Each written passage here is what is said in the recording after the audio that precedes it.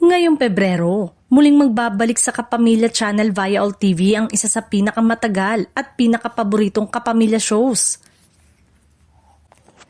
Marami sa mga kapamilya fans ang sabik na muling masaksihan ang kanilang mga paboritong artista at kilig moment sa bagong season.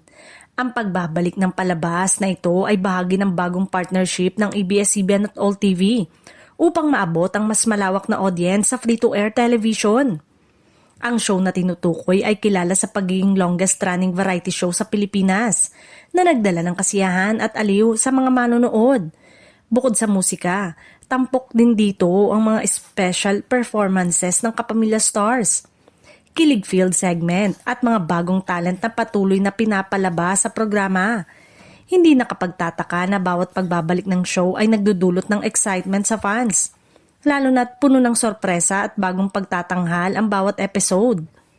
Sa pagbabalik ng palabas sa All TV, inaasahan din ang mga bagong production segment at upgraded visuals upang mas maging engaging ang mga panonood.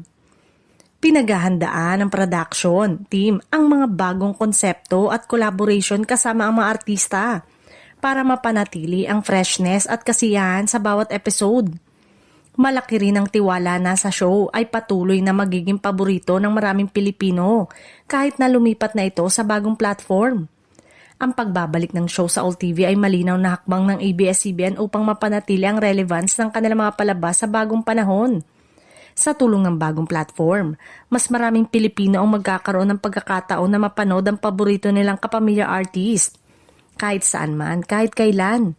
Ito rin ang patunay na kahit sa digital age, may puwang pa rin ang traditional na TV shows sa puso ng mga manonood.